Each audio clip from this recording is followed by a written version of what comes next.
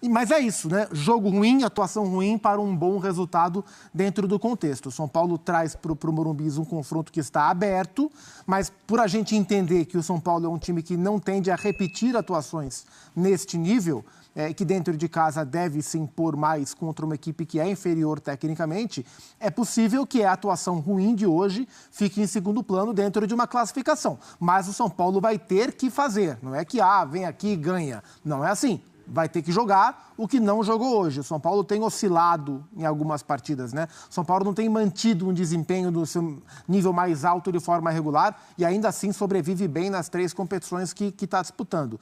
Hoje foi um jogo em que o São Paulo teve dificuldade para fechar lado do campo, teve dificuldade para ganhar duelos de meio campo, especialmente da intermediária para frente. O Luciano com muita dificuldade para jogar, Ferreirinha com muita dificuldade para jogar. No segundo tempo, no intervalo, o Zubeldia coloca o Wellington Rato no lugar do Ferreira e joga o Lucas para a esquerda. No lado do Wellington Rato, o São Paulo passou a marcar, não a atacar, mas a marcar um pouco melhor. E o chute que o André se referiu do Calleri, que foi o primeiro do São Paulo no jogo, foi no minuto 71.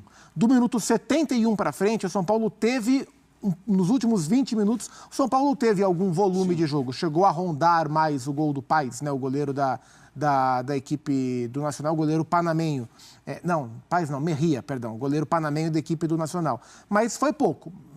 Do 71 para frente, o São Paulo pisou o campo ofensivo. Do 71 para trás, o São Paulo assistiu o Nacional, que jogou muito pelos lados, porque é assim que joga o time uruguaio. Não é um time de construção, é um time de posse, de tentar agredir o adversário, mas quase sempre através de cruzamentos. Com o Galeano pela direita, aí jogador do São Paulo, com o Sabala pela esquerda, e foi por ali que tentou o time uruguaio achar o Bentancur.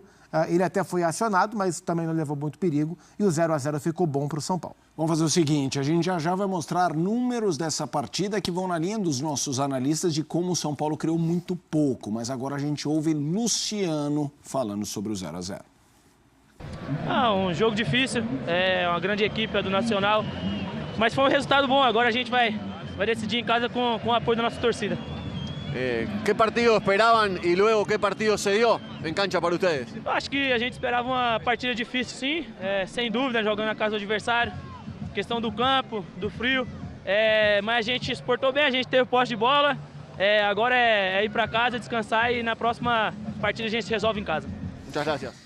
Tá aí, então, estatísticas do jogo, os números de Nacional e São Paulo, esse 0-0, o Nacional com 36% de bola, 64% do São Paulo, passes certos 217 do Nacional, 501 do São Paulo. Finalizações 14-2, finalizações certas 2-0, grandes chances, 2 chances do Nacional, nenhuma do São Paulo e bolas longas 46-68.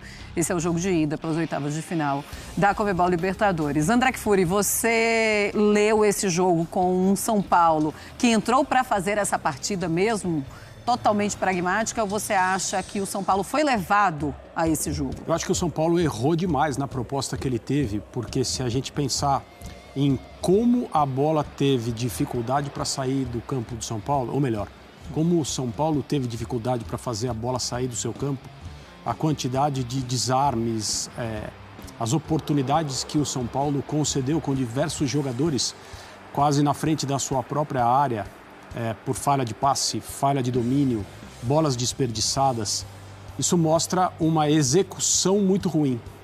São Paulo, tenho certeza absoluta, não foi ao Uruguai hoje para ter mais posse, e teve muito mais, mas muito mais, e fazer muito pouco com isso, né? Quando você não dá um chute ao gol adversário, você, em essência, depende de um gol contra para ganhar o jogo. Isso se você não sofrer nenhum. Então é assim, é uma partida absolutamente, é uma atuação absolutamente desesperançosa. Não há o que você tentar colher de um jogo como esse. Então, eu acho muito pouco provável que o São Paulo tenha ido para executar esse plano. As coisas deram muito errado. Muito errado mesmo desde o início. A gente está vendo os momentos, Zupac, e é curioso, porque eu concordo 100% com você que o São Paulo foi melhor no segundo tempo do que no primeiro, embora nos momentos o Nacional tenha chegado um pouquinho, com um tiquinho mais de perigo do que na primeira etapa. Mas o André sinalizou os erros de passe. Muitos. E a gente viu alguns jogadores, eu sei que definir, às vezes, como os jogadores estarem aéreos, parece que eles estão desconcentrados. E não, eles podem estar simplesmente numa noite infeliz, mas o Ferreirinha e o Luciano, especialmente no primeiro tempo, até porque o Ferreirinho sai, eles perdem muitas bolas nessas saídas e aí o Nacional chega roubando a bola e tendo um campo mais aberto. Como é que você viu essa questão do ataque do São Paulo interferindo na defesa? Assim, e são dois jogadores, se a gente parar para olhar, que sim, o Luciano é tecnicamente um dos melhores jogadores do São Paulo. O Ferreirinha é um jogador tecnicamente também que ajuda o São Paulo, mas eles não são jogadores plenamente regulares no uso do seu potencial. O Luciano, quando joga bem, ele desequilibra jogos, ele resolve jogos, ele é um cara de técnica rara para o futebol brasileiro quando ele está bem. E o Ferreirinha, quando está bem, é o ponta que os times procuram, aquele ponta que quebra a linha, que vem em diagonal. Me lembro contra o Bahia, né? Foi um jogo espetacular que ele fez no estádio do Morumbi, mas não. E o Ferreirinha mais do que o Luciano, nesse sentido de não conseguir manter o padrão no nível mais alto em termos de regularidade. Só que quando eles não estão bem ligados, tão entregues ao jogo da maneira que se espera em termos de intensidade, de concentração, eles destoam, né? E acabam virando presa fácil. E hoje, né, o futebol uruguaio é um futebol dentro do seu ambiente doméstico, ele se distanciou das grandes forças do continente há algum tempo. O que o futebol uruguaio tem, aquilo que o jogador uruguaio tem, é muita força para jogar, muita entrega.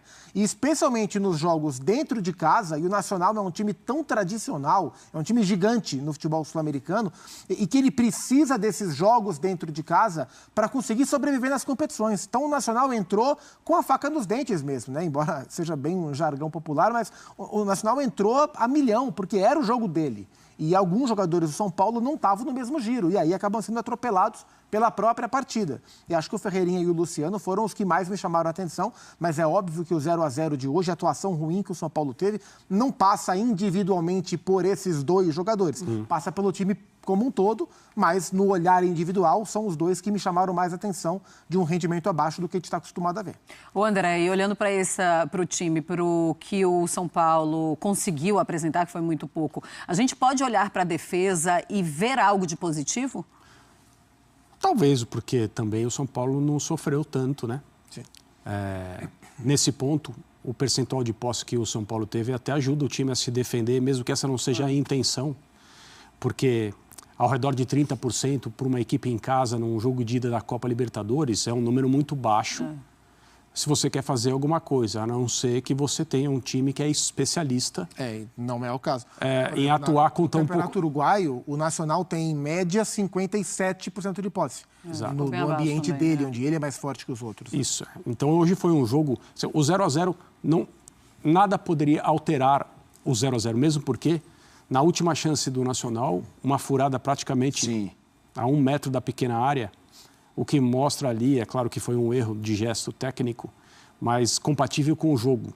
Teria sido uma coisa muito estranha ao jogo se um gol tivesse acontecido. São Paulo não deu nenhum chute e aquilo que o Nacional fez de movimentação ofensiva foi muito insuficiente.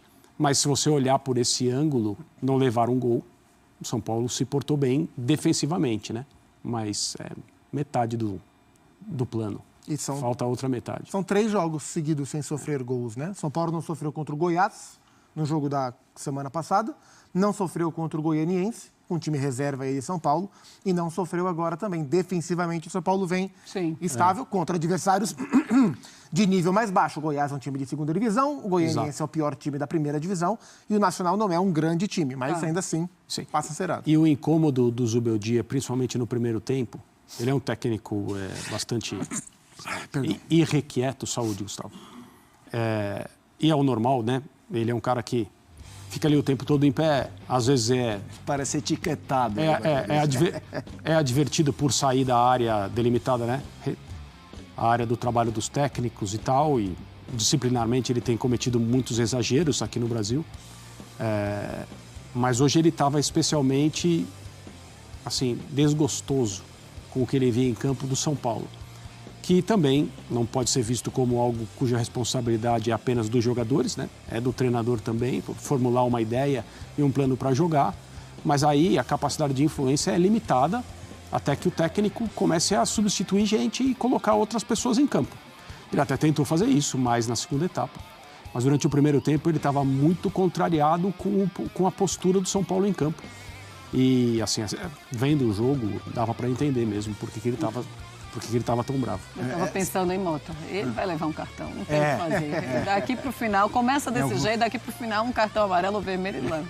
Em algum momento, Zupac, essa questão defensiva do São Paulo é interessante a gente debater, porque a gente tem um Alan Franco que está jogando bem. O Arboleta até hoje teve umas 2 jogadas ali que se atrapalha, mas é um zagueiro considerado seguro. Claro. E depois que o Alisson saiu, ficou lesionado naturalmente, todo mundo ficou imaginando o que seria esse meio campo. E agora com o Luiz Gustavo, tá o Bobadilha. O que você acha? Essa é a formação de meio campo para a defesa melhor do São Paulo? Eu tenho alguma dúvida, olhando para frente, em relação ao Bobadilha. Porque eu acho que o Marcos Antônio pode roubar essa vaga se ele se desenvolver em termos de ritmo de jogo com o que ele tem de qualidade. Agora, o Luiz Gustavo, ele é o controlador hoje do meio campo do São Paulo. Ele assumiu o comando desse meio campo. E bem. Muito bem, um jogador muito inteligente, que supre a questão da idade com um posicionamento acima da média, muito bom. Então, o São Paulo perdeu o Alisson, que era um cara da dinâmica do jogo. A dinâmica do jogo do São Paulo passava pelo Alisson. Mas o Luiz Gustavo, ele tem um controle do setor muito, muito forte. E hoje o São Paulo foi com o Rafinha, né? O Rafinha é um jogador que defensivamente, dos laterais que o São Paulo tem, o Rafinha defensivamente entrega muito, é um jogador super experiente, muitas vezes se comporta até como um terceiro zagueiro para o São Paulo abrir o Wellington pela esquerda e alguém pela direita, o Lucas, o Rato, quem é que esteja escalado pela ponta direita. Então, assim, o São Paulo tem sido estável defensivamente e acho que a questão do meio-campo, a ausência do Alisson, em algum momento, ela pesa mais no momento de transição e de organização do que propriamente no momento de